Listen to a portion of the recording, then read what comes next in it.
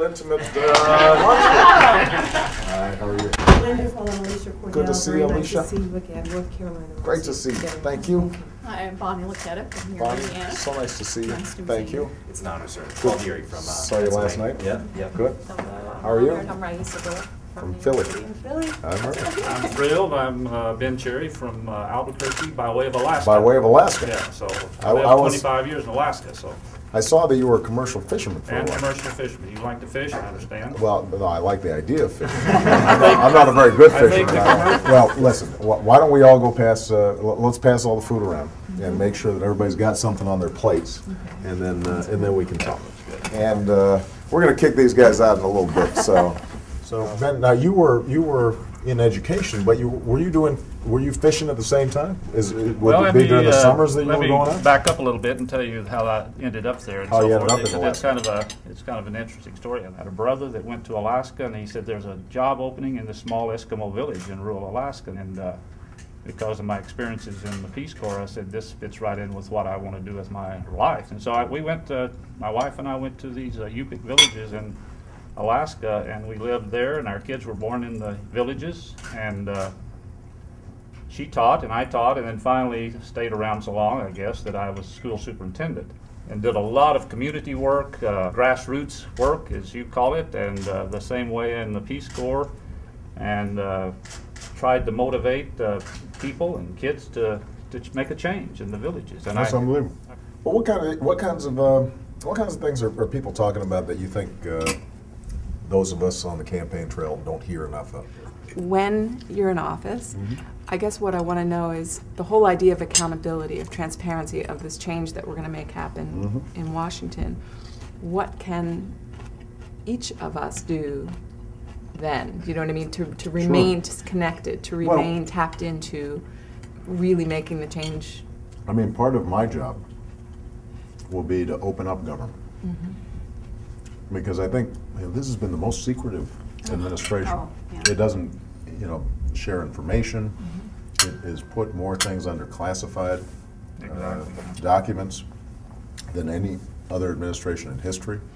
When the American people don't know what's going on, it's hard to hold government accountable because you don't know the facts. When people know the facts, their instincts are good and they make good decisions. And I think they know, where the country should be going. So, posting legislation on the internet. I've already passed a law where the federal budget is posted on the internet, so that any dollar that's spent by the federal government, you can find out is there a bridge to nowhere being built somewhere, or is there a no-bid contract going to Halliburton, or all that stuff will be on the internet. People can access it.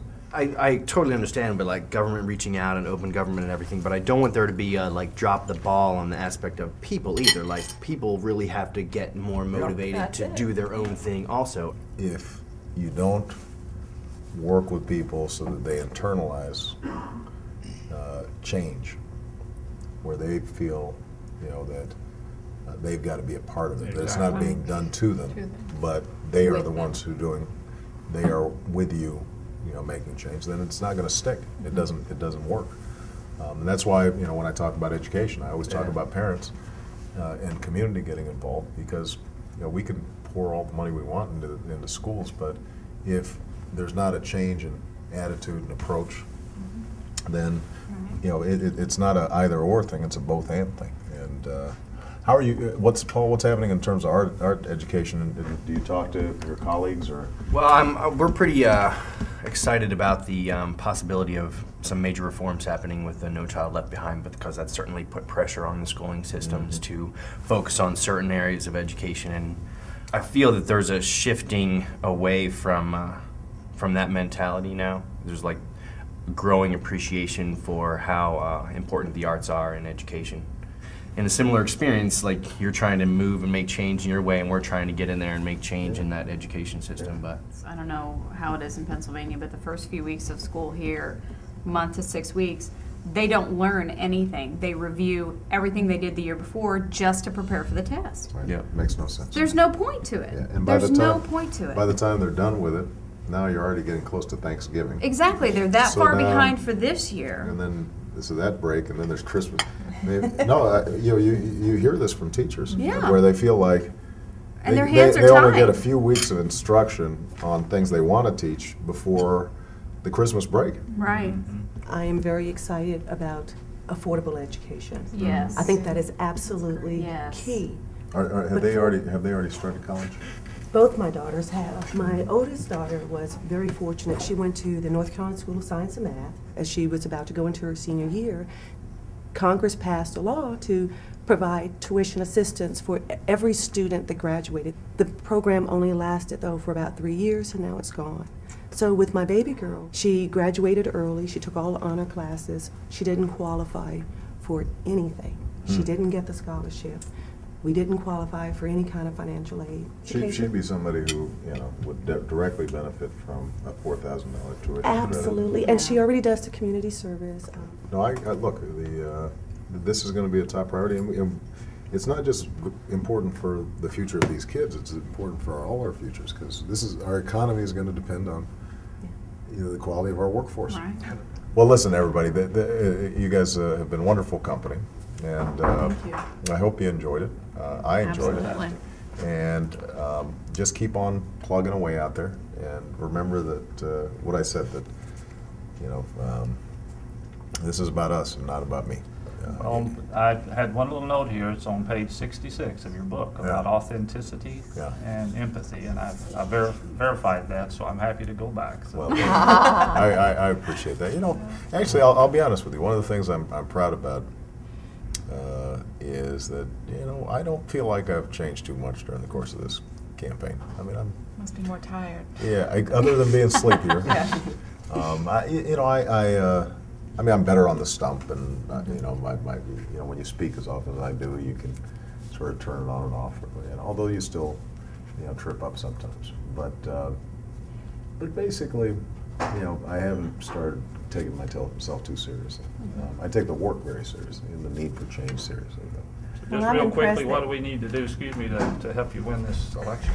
Well, I tell you what, I mean, just what you guys have been doing, spread the word, send out emails, talk to your friends, talk to your neighbors. You are so much more credible than any TV ad in terms of being a messenger, because people believe their friends. They get a sense of who people are. This is a long journey, and it's got bumps, and there's some turbulence sometimes, and then it smooths out. And the one thing that you really realize the longer you're in this, though, is that it's not about the candidate so much as it is sort of what happens around him or her.